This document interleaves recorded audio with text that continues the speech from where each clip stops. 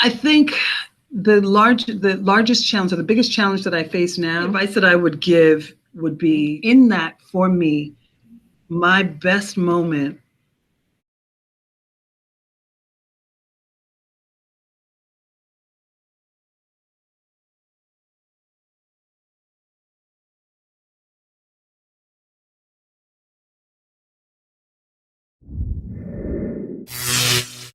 Hello, fellow BTMS students, and welcome back to another episode of our career interviews. If you are new, my colleagues and I are doing a virtual career fair where we interview professionals who uphold the careers you guys will pursue post-graduation. Today, we will be interviewing a marketer by the name of Khristina Fordham.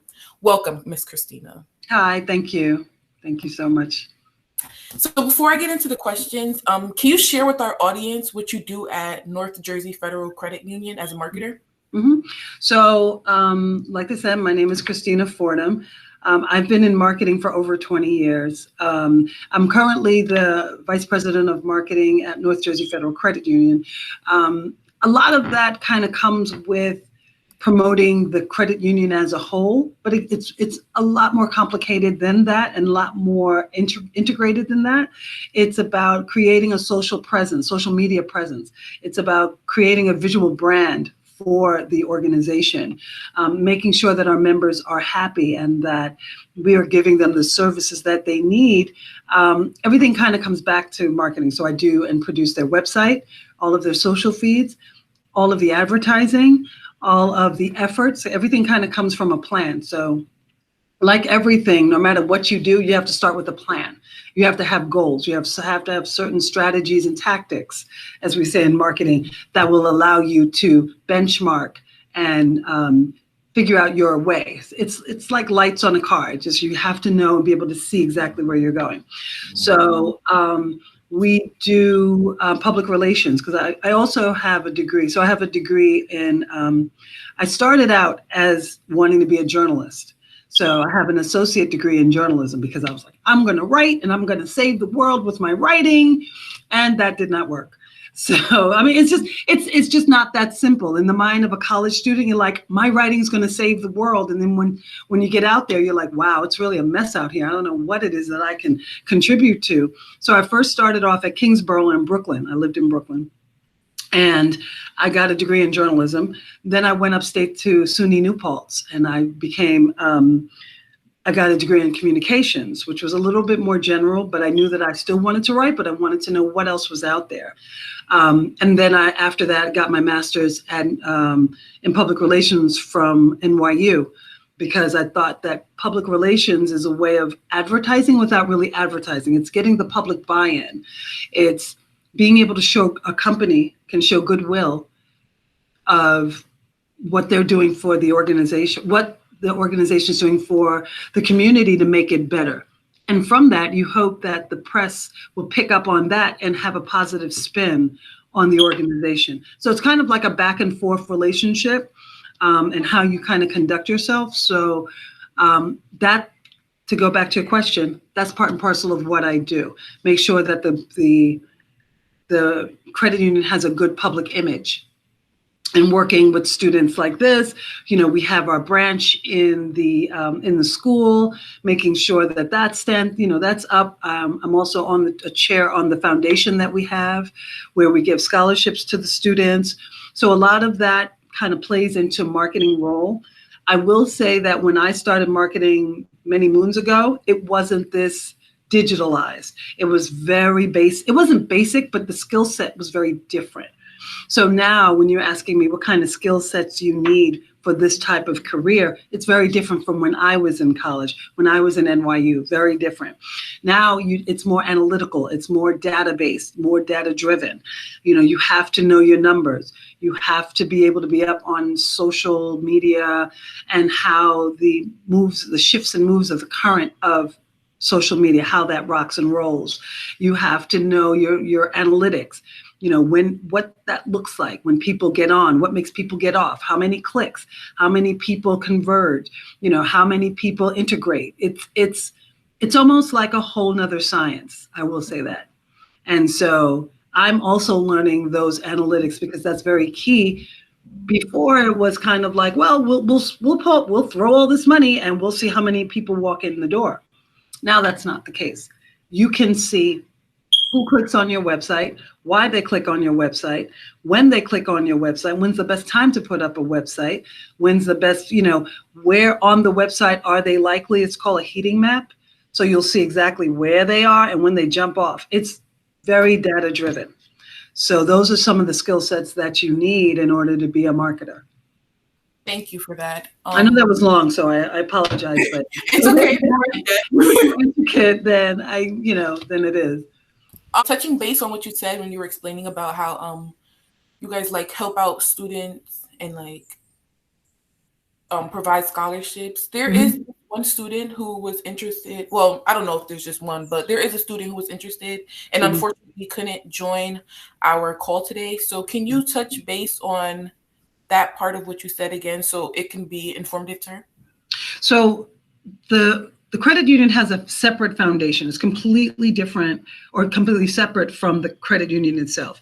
We do events and raise money and awareness based on being able to give scholarships to the kids. We've done it multiple years. So I think I'm not exactly sure because of COVID how we're doing it, but I do suggest that there, I believe on our website, there's an application. If not, they can get in touch with me. I'll give you my information. I know last year we did not do it again because of COVID. I stress that we should continue to do it. The money is needed. Students are moving forward and they are going to college, and you guys do need the support. So just give your information, email me. My email is kfordham@njfcu.org, and then we'll set that up. I mean, it's not a lot, but every little bit helps, and I understand that. Thank you for that. So, I mean, the other thing I wanted to do is to kind of go through my career, because I didn't just start here. I have a really diverse background, very diverse. Aside from the schools that I went to, my first job out, I worked in the music industry for almost 5 or 6 years. So my first job was working at Flavor Unit Management, where we managed like Queen Latifah, Naughty by Nature. I mean, these may be groups that probably you guys don't know, but me and Martine know who they are. But we were managing, and what managing a group is very different from recording it. Managing groups or R&B, we get them signed, we put them in the studio, we get them on the road, we get them endorsement deals, we get them movies, we get them all kinds of things. So we did that, and again, I did that for a couple of years. I went to Uptown Records, where I did large concerts and stuff with like Mary J. Blige, Heavy D, all that other stuff. We did that for a while. Then I went to Jive Records, where I did radio promotion. And that's how I kind of landed into marketing. Like I didn't start, I really wanted to do some writing, but I got kind of whisked away in the music business because it was so fabulous and I was so young, and it was just so vibrant. It was around the time where Bad Boy was starting. We had Tribe Called Quest, we had KRS-One. It was amazing. And so I did that for a long time. And it was good. And then I got married and moved to Bermuda. So that's a completely different environment where I had to take the skills that I learned in the music industry and in college and make them more corporate. It's a much more corporate environment. So from there, I was the director of marketing for PricewaterhouseCoopers, which is more of like a banking kind of situation, and for the Chamber of Commerce of Bermuda. And that was just producing events. So a lot of the things that I did were producing more events and marketing driven. I came home, and then I started working at the American Heart Association as their director of marketing for causes. So causes such as Go Red for Women, causes such as, I think it was Be Healthy. There was a diabetes movement, and that was a completely different thing because I was able to work in a nonprofit environment trying to make people healthy with a brand. That was all branding, which was really good. I then left there and went to work for places like Berlitz Languages, WBGO, Huntington Learning Center. So even though all of these things are in different industries, what I'm saying is that with marketing, you can go anywhere you want to. So I went from the music business to nonprofit to banking, where I am at now, to, there's so many places you can go with marketing. It just kind of deciphers on, it has to decide on what you want to do, like what it is that you really want to focus on, and be the best at understanding that particular industry. So I just wanted to give you all a brief of that. Thank you for that. My next question was, how did you arrive at your current career? But we kind of already got the information. Yeah. So, and then also my other question was, what did you study in school? We kind of got that as well. You touched base almost kind of in a lot of different. Yeah, I think, like I said, in high school, on your level, I just wanted to write. And I think that that's one of the key components of being flexible is, what is your passion? For me, I can write all day. And I think for me in a high school level, I wanted to read, I wanted to write. So again, once you kind of get the foundation of what it is that you're good at, what you're put here to do, then you're able to see what other skill sets you can use with that. So what can I do with writing? Well, I can do marketing plans. I can be a journalist. I can do all these other things. So for example, my daughter, we live in Maplewood. So my daughter goes to Columbia High. She's all about science. All she ever wants to do is something sciencey and mathy. She wants to be an astrophysicist and all this other stuff, which is great. But those are her strong points. I can't ask her when I'm helping her or looking at her work and supporting her, her writing is crappy. Her writing is completely crappy. And that's because that's not her strong point. So I can't say, oh, well, maybe you should be a journalist. That's not her strong point. So if math and science are her strong points, she has to look at the options that are available for her within the things that she's really, really good at, as opposed to things that people are telling you that you should do. Because yeah, it'd be great if she could be in marketing like me, but she's not built like that. Those aren't her gifts. You have to really go to what your gifts are and then be able to make a career based on that gift. And that is the only way, in my opinion, that you can truly be happy, productive, and successful in business.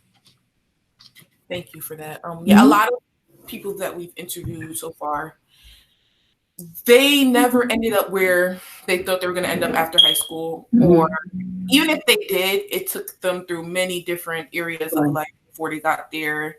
They've got many different degrees as well. So it shows that it's not really being indecisive. It's more just trying to figure out what you plan on doing for the rest of your life. And even if that's not the rest of your life, what you plan on doing for this period of your life. So it kind of makes, I don't know about Jennifer, Anthony, or anyone else watching, but it kind of makes me feel content at where I'm at right now. Like, okay, I don't have to decide what I'm going to do for the rest of my career. I can pick and choose. I can do something here for a little bit, then move on and do something here for a little bit, as long as I got the degree to do that. So thank you for that. Yeah, I think what I try to convey to my daughter, again, who's in 11th grade, and to all of you, this is a journey. This is not a destination. There are people, and I have people who I've known who wake up, they were born to be doctors. That may be that type of career that either it's in your blood or it is not. Not everybody wants to see blood all over the floor. That's not me. But there's some people who that is what they are here to do, and that is what their passion is. So, and they know that at a very young age. So I can look back and see all the people who I know who were doctors and lawyers, they knew when we were in junior high school. But most people kind of shift and move, like you were saying, like, I'm going to try this and I'm going to try that. And this is a journey. And that's the beauty. No longer do you need to stay 35 years at one particular job. That's not how society is anymore. That's not the expectation. You're more valuable if you've been around the block a few times. And you can come to me and say, well, I've tried this in this industry and I've tried that. And these are the things that work. And this is where I want to go on my path. So yeah, you've got it, Chelsea. That's exactly how it should be. Thank you. So my other question for you what was your working experience prior to arriving at North Jersey Federal Credit Union? Prior to doing this, I was at doing marketing at Huntington Learning Center. And also, the good thing about marketing is that you can consult in other places. So let's say I'm working here, but I can be a consultant here and a consultant there. So at that point, I was just promoting Huntington Learning Center services, which was tutoring for high school and college kids, which was really great. My initiative with them, or my beef, so to speak, with them was, this is all great and grand for people who have $5,000 for additional for tutoring. What about, the kids in my community, the kids that look like me? We can't afford that. That doesn't mean that we should not be able to have the leg up. What you need to do for a public relations perspective is what I said, to go into some of the kids and offer your services. Go into some of the schools in a community, offer your services. Do an online thing. They didn't want to listen to me, so I moved on. I mean, I need to be able to be in a place that I'm not conflicted with. Where your voice is heard. Well, not even where my voice is not heard, because my voice is one of many, but the overall vision of the company has to kind of be in alignment with where I'm going as a person. And I think that that's important for you guys to know.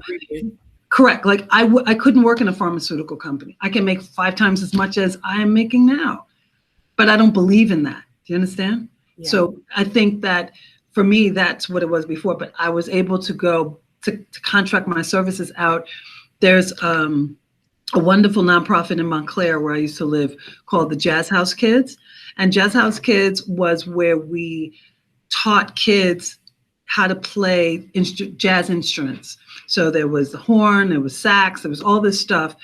So I was the marketing person there, and it was awesome. We had all these kids who learned from the jazz greats, like Christian McBride. We had Al Jarreau come down. We had Sheila E. come down with the drums. We had, David Sanborn, all of these wonderful jazz musicians. And this was all in an effort to preserve jazz, the music, the quality, the life of that you're not really seeing anymore. There's like 1 or 2 jazz stations. So we taught kids, and then they would get scholarships and go to different places. So that's kind of where I was before. That's it? Mm-hmm. Okay, thank you for that. Before I move on to the next question that I have to ask, Jennifer, is there anything that you would like to ask her? I have a few questions for you. Sure.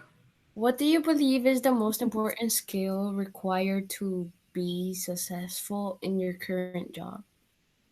And I thought about that. I read that in your email, Chelsea, and I was kind of like, that's a lot. That's a weighted question. But I would say creativity. I would say creativity, desire, and the love of reading. I know for me, for reading and writing, because a lot of it kind of comes from that.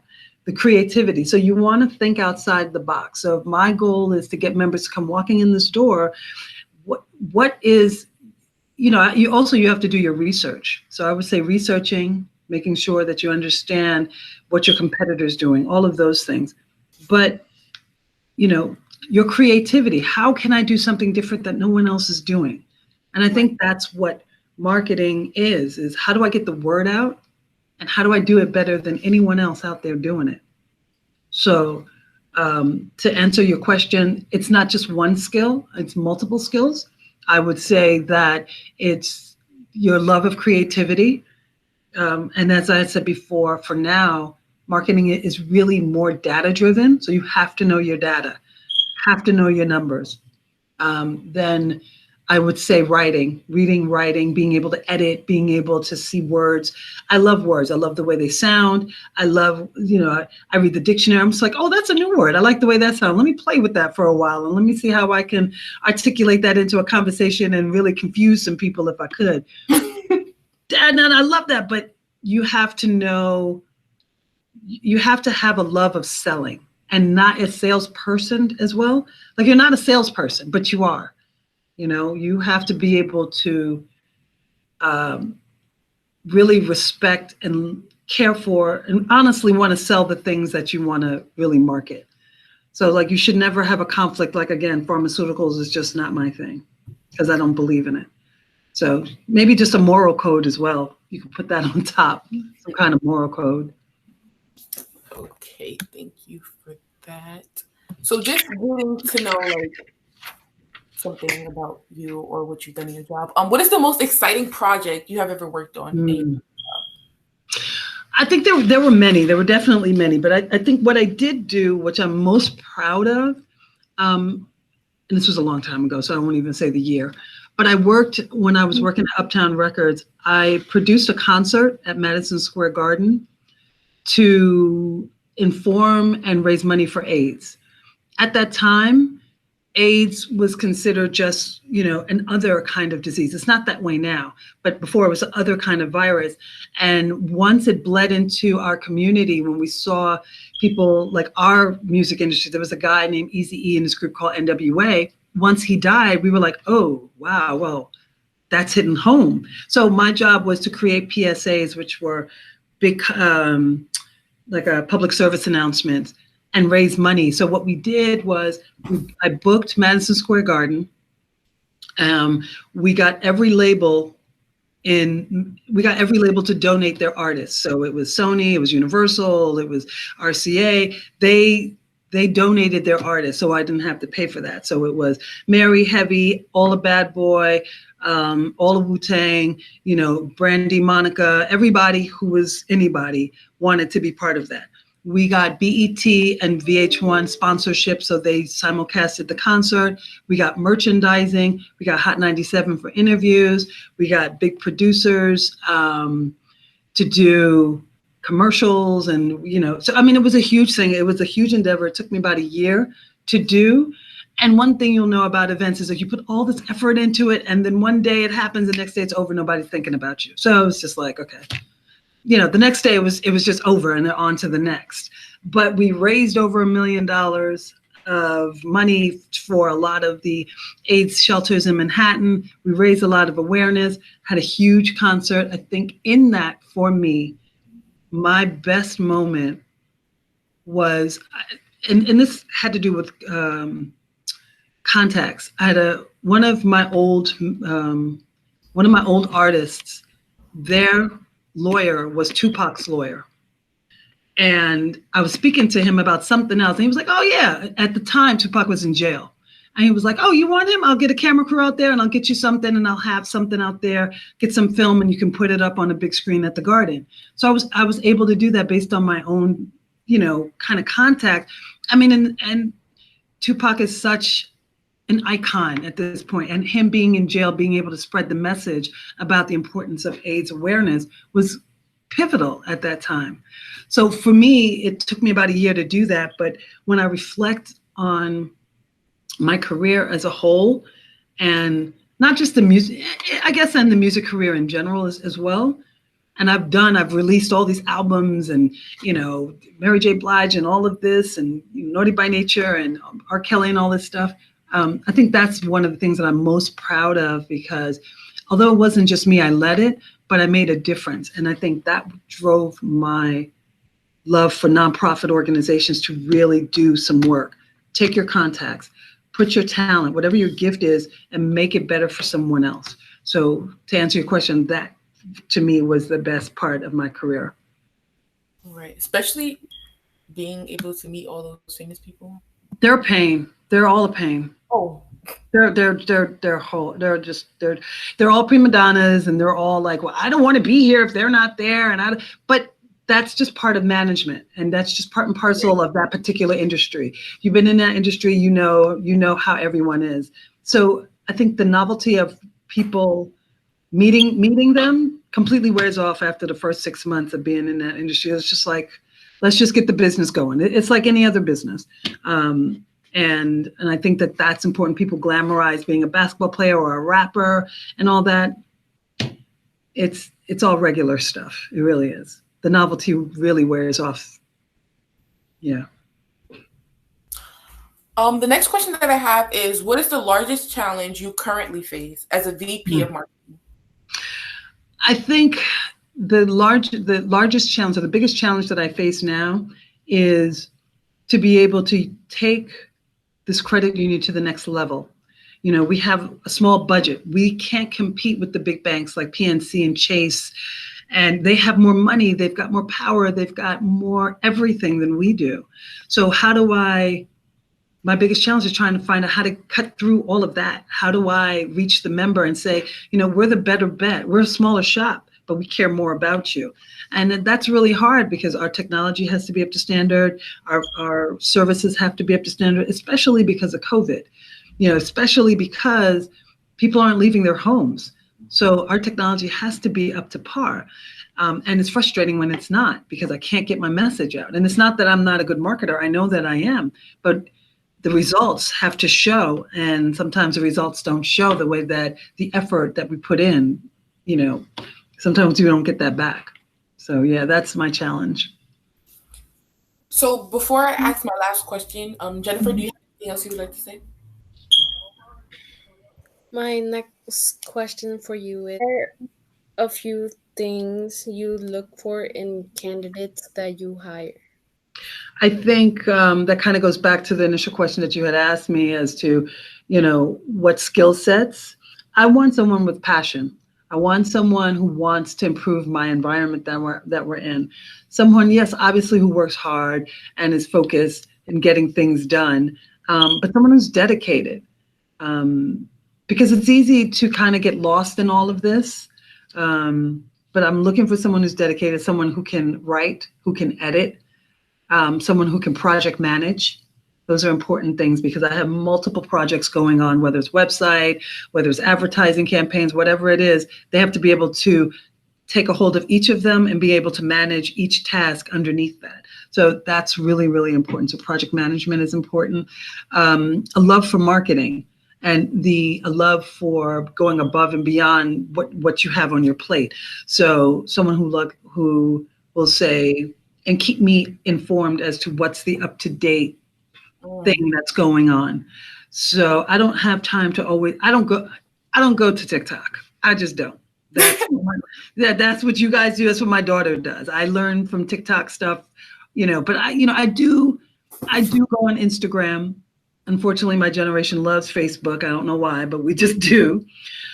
So I am social media savvy, but I'm not as savvy as I should be. And I need someone who can be like, hey, this is what they're doing now. This is where they're looking now. This is what's performing well now. I need someone to do that because I can't be all things to everybody. And now those are the kinds of things that I look for in a candidate. So,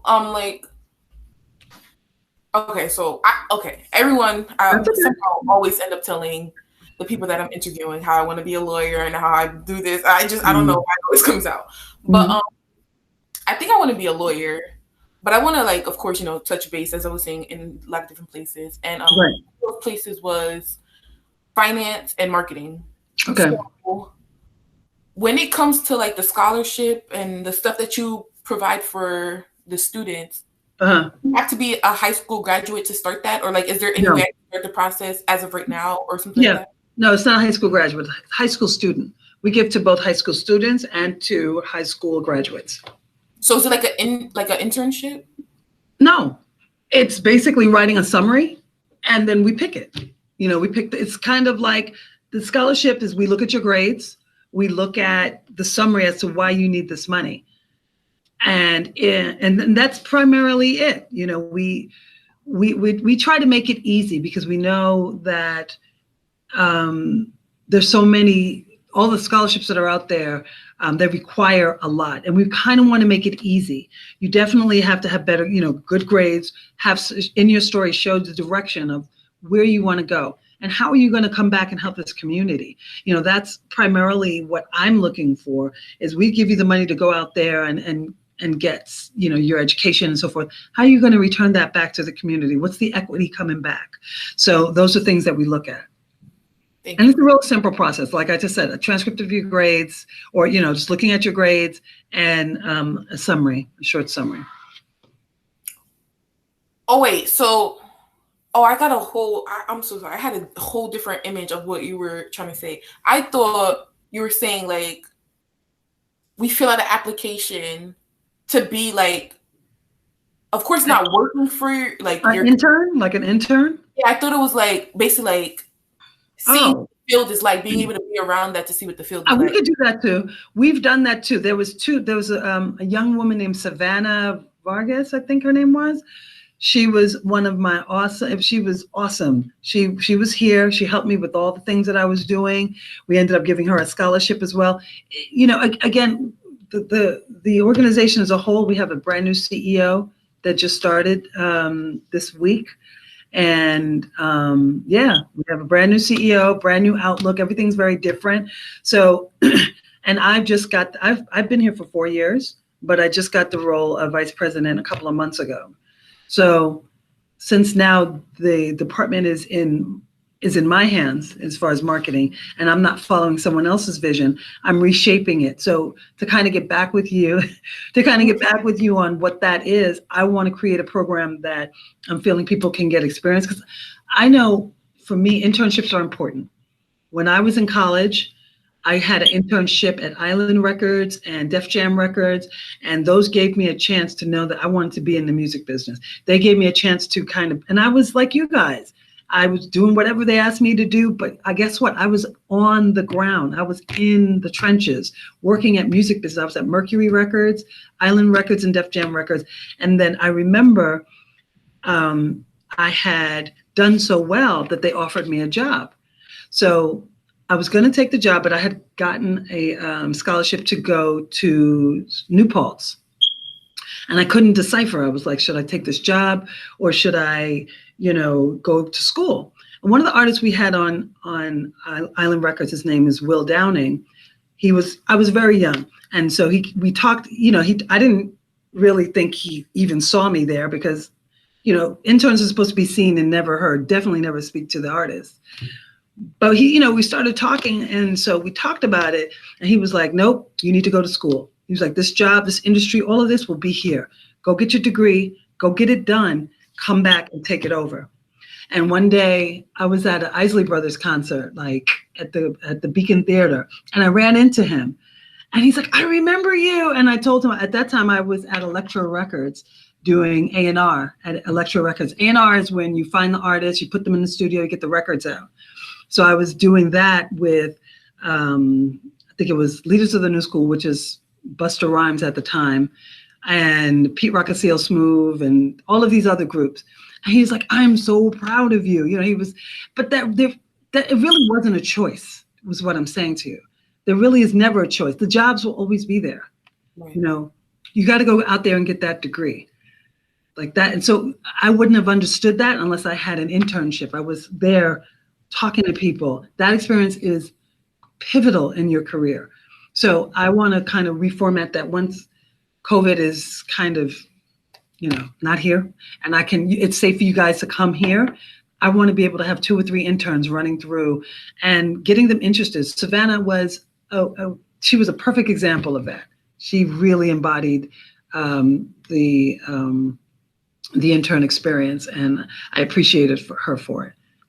Right. Because having an internship, especially in the field that you're interested in, is a trailer to knowing what you're about to get yourself into for when you do go to school and get your degree in this field. Do you want to do this? After you may even enjoy the internship, you may enjoy being where you're at, but like when you go home at night, you're like, do I want to do, like, do I actually pursue this? So I think that's why internships are good. I'm trying to see, COVID has stopped a lot of stuff, but I'm trying to see where I can get an internship at in little places that interest me, so that I know whether or not, I'm not going to say it's a waste of time, but time waits for no man. So that's true. I'll get my degree in this and then never touch base in the area where that degree is even needed, then it was kind of a waste of time.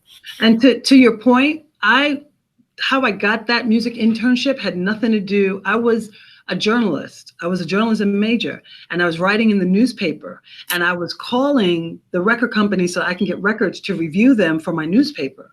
And so I called Mercury Records at that time, and you always get free records, and they're like, yeah, review it for the student. And she said, do you know anyone who wants to be an intern? I said, yeah, me, I'll do it. I don't know what it is, but I'll do it. And that's how my music career started. I hadn't even thought of it. So once I got there, I was like, I want to do this. Right. This is fabulous, and then there's ebbs and flows of however you want to do. But I didn't start saying I want to work in the music industry. I started being a journalist or being a journalism major, wanting to write record reviews. So that's how it kind of went down. Okay, so moving on to the last question, unfortunately.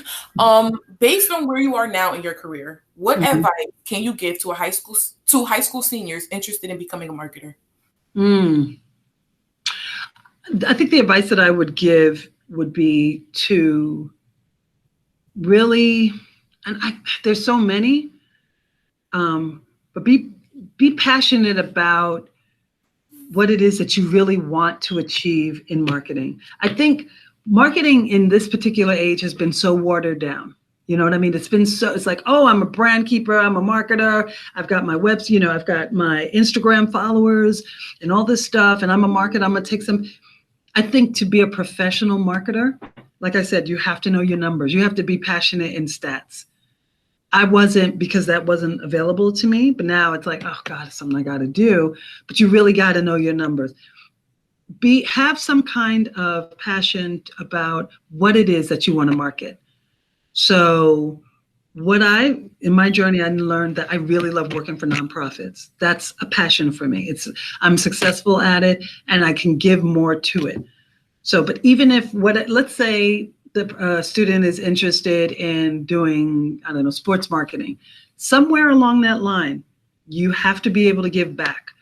And so maybe no matter what you do, you offer your services to a nonprofit that could really benefit from whatever you've learned in your journey. So that's really what I would love to convey because it's so important that you understand what marketing is. It's not just something you see on Instagram. It's being able to sell, convince, and I don't know if it's convince, but trying to get people to utilize, a specific brand or service or whatever. You got to love that. But also think about how you're going to give back to the community, because the community needs help. We really need to go out there and take your skill sets and bring it back to the community. And I think that's probably the most important thing. I'm not as active as I want to be. I definitely want to be more. I think because I was really focused on my kid and I was a single mom for a long time, I didn't have the time. Now I have the time. Now I have the positioning to be able to do that. So that's on my agenda, is to be part and parcel of certain boards or whatever I can do anywhere. I'm definitely, want to do that, because that is how students of color, that's how we teach our students. That is how we give our students the advantage that, they don't have, is helping them. So, yeah, I know that sounds a bit more complex, but it is. Well, that's the advice you would give to high school seniors. So just take it how it is. And I think the other thing is to, oh gosh, I mean, this is kind of a conversation I would have with my daughter, who's going to be a high school senior next year. There is so much out there for y'all. There is so much more than when it was our generation. And there is nothing that you can't do. And while it seems a bit hard, it is all worth it in the end. Stick to your education. I cannot convey that anymore. Stick to your education. And if you have the chance, go away to school. If you have the chance, go away. Isolate yourself in your studies. Get a chance to know a new environment, new people. It is life-changing. It is absolutely life-changing. That message was literally for me.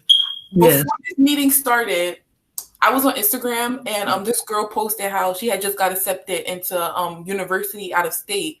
And I'm like, geez, before I started high school, before I started college, researching everything, I always was saying, like, I'm gonna go out of state for college. But then I had got accepted into a local school in New Jersey, right in Morristown. I'm like, okay, I guess I'll just go here. Like, it has a good law program. I guess I'll just go there. But when I seen that, I'm like, you know what? Let me search up the school that she's going to. I search it up, and I'm like, the only way I'll be able to go to this school is if I dorm there. Like, if I'm on campus. Obviously, yes. Yeah, I would say it's no driving back and forth every time I go to class. No. Like, is that something that, like,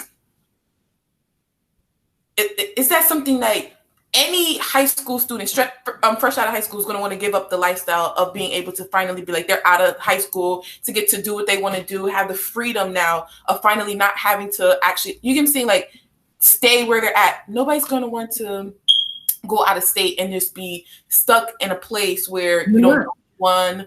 You're not the best. That's probably the best option. It's a change for you. It's a fresh start. And then there's no actual distractions, especially going there without knowing anyone. You have no distractions. Yeah, you will know. You will know people. Everybody there is new. Everybody there is new. hardly anybody knows anybody, but Right. you will find your tribe. And once you find your tribe, these are people that you will have for the rest of your lives. Right. I am still connected to the people that I dormed with. We watched each other grow. We were in each other's weddings, because at that time it's not even just education, it's you're living together. You're social. And living, right. You're sharing, you're growing together, you're showing life together. You got like your boyfriends, breakups, horrible food, lunch drills, pledging a sorority. There's Right. so many different life things that you can't learn if you're still home. Right. You don't need to, you can walk to your class after class. Oh, we're going to meet in the student union building. That's a whole life. That's a whole way of living that I didn't even know existed. I only knew about it was because I saw this movie from Spike Lee called School Days. I was like, they can live on campus? I didn't know that. No, I don't know about it. Zoe A different world. I'm like, you can actually live on campus? And then when you watch Different World, it was like, oh, this is the best thing ever. But it inspired me to know that there's something different I didn't even know out there. And for me to be away from home, and I love my family, like for me, I chose to be at least an hour and a half away from home, far away where they couldn't get me, but close enough where I can get them. You understand what I mean? Yeah. And so while that worked for me, my daughter wants to go to Spelman, which is way far away from where I'm at. You know what I mean? And that's fine, but you're never alone. Nobody, when you first get there as freshmen, y'all are all fresh. Y'all are all new. And everybody is looking for friends. Everybody's looking for their tribe. Everybody. Right. So you won't be alone. And it's not even just, school is never really over when you go away to school, because it's an ongoing experience of, like I said, relationships. Then you join clubs and sororities, and then you're doing all this. You join the Black Student Union, and it is something that you cannot get if you're only there part-time. You understand? Right. Yeah. You won't get the full experience. Yeah, and I conveyed this whole speech to Savannah. I also, convey it to you, Jennifer and Anthony and Chelsea. If you have the opportunity and you have and even it's not affordable. I get that, but it is worth the investment. It is worth the investment. If you can get it, it is worth the investment. It will change your life. It will change your life. Yeah, because I'm not saying anything is wrong with Patterson. Trust me, I'm not saying anything wrong with Patterson. There's nothing wrong with it. You know how when you go to school, right? Let's say for us, for example, we'll go to Kennedy, we'll have a blast, or I don't know about you guys, but I actually enjoy school. Some people used to want to go home. I didn't mind being there, and I didn't mind being home either. But It's like when you, for example, work. When you go to work, you're probably like, oh my gosh, I do not want to be here. But as hours pass, you just get accustomed to it. Mm-hmm. So you don't mind when it's time for you to leave, and you don't mind staying there. Right, so right. For me, when I was at Kennedy, I'm like, okay, now I'm about to go home. What am I going to do when I go home? Right. Probably going to do a little bit of homework and just sit there and watch TV or something like that. Where if I'm on campus, I will leave school to then do something again educational, or to do something that's going to lead me into social. Or not even just social. Like I said, you can be joining a sorority. You could be going into a club. You could just be hanging out in the common area. This is life. These are people that come from all over. You get a chance to meet people from all over, different economics groups, different, just different. And there's nothing wrong about where you come from. But life is about experiencing things above and beyond where you are right now. And I didn't know that. Like I said, I went to a community college and I was fine going back and forth. And then I realized there was something completely different. When I got there, I was so sad that I didn't know this at first. Like, why did I even wait this long? Right. Whatever, because you're going to be living with people, you get a chance to do so many different things. It is, like I said, it was life-changing. It was pivotal for me. It was pivotal. The only thing that's really it may sound like, I don't know, like a brat or something like that. Mm-hmm. But the only thing what really stopped me is living with somebody else, like a complete stranger at that. Mm-hmm. And then living by myself will be hard for me too, because I don't like bugs, and I don't know if I ever see a bug, then I have to kill it. Right. Or when it's nighttime, just sleeping in a completely different area in a room by myself where there's so that's that would be the hardest. Yeah, I can see that. I mean, but you can't, There are singles. There are ways to get singles. You can become a RA, like a residence assistant, where you're able to help the resident and you get your own room and they help you. You don't even pay for your room. This is a way for you to help your economic, your package. Well, you get your own room and then you're helping to kind of maneuver what goes on in your residence area. These are different ways you can have but it's all about what it is that you want. You have to know yourself. And Chelsea, you seem like you really know what you like and what you don't like, but you also got to be open, but you also got to know what your limits are. Like you got to know where, I can't. I'm just not doing that. But then also be open to, I could possibly do this. And you meet each other beforehand, the dorms. And if that person doesn't resonate with you, you can refile and get another, like, I need another roommate. This ain't gonna work for me. And then you can, get that done. It's not set in stone. Right. They're just showing you this is life. If you lived with a roommate and you didn't like that roommate in normal life, you'd be like, all right, you got to get out of my house. We're not working together, So it's just another extension on life. And to me, living away at school is like life on training wheels. You know what I mean? It's really like life on training wheels. For example, you can get a meal card. That meal card will have X amount of money for you to be able to eat, right? So you can, back in my day, you had either a declining balance. So they start the season off with like $800 and you budget how much you have per day to eat, or you can just eat, they just have like a place to eat and you just eat whatever they serve. Either way, you have to make the decision of what works well for you. And it's the same way with your dorm. It's the same way with life. It's just life, like I said, it's like life on training wheels. And I really am very pro college about that, going away to school, because it sets you up to come back and have a much more worldly view of what your opportunities are like. So think about it, Chelsea. You should definitely, if you need any more information, just call me. Thank you. And you can also, like, if you don't want to dorm like the whole time, you can like change that, right? Yeah, you can live off campus if you want to, or something, and then just come back home if you wanted to. Yeah, well, you can live off campus. You don't have to live in the dorms. It depends on the college. You can live off campus, so you're living in one of the apartments and you're renting that, but then you're responsible for the rent. You're responsible for your own food. Do you understand what I mean? Yeah. So that when I say that the colleges are kind of going away to colleges like training wheels or life on training wheels, you get a meal card. You don't have to worry about how you're eating. You already know you're going to eat. Right. Your dorm is prepaid. Your books are prepaid. So you're living alone, but you're not really paying. You're not paying rent. You're not going grocery shopping. So it kind of sets you up and prepares you for that later on in life. Right. Yeah. Thank you for that. Is there any more questions or any other comments that need to be said before I conclude this interview? No. Wow, Khristina, that was just really amazing. And I really, really appreciate the sort of really investment that you make in this heart-to-heart talk with our students. These three students are very special and very lucky to have the opportunity to hear this kind of talk from you and from other people, Black and Brown executives that we're interviewing. And I just want to thank you for that. Especially thank you for the discussion about college and doing that on campus and away from home. And I'm hoping that all of you at some point will get an opportunity to do that and to think about what that might look like for yourselves. But yeah, Khristina, thank you so much. Thank you so much. If there is anything that I can do, anything more you need, Martine, I'll reach out to you later. But, I think when I met you, it was, what can I do? Because this is my passion, being able to transition these kids into universities or colleges or careers, but just so that they have to know there's something else better out there for them. And, there is. And they're learning that. Yeah. Thank you for all the information you gave us and your time. I definitely felt like a motherly nurture for everything you were saying. I'm sorry. It just is what it is. Sorry.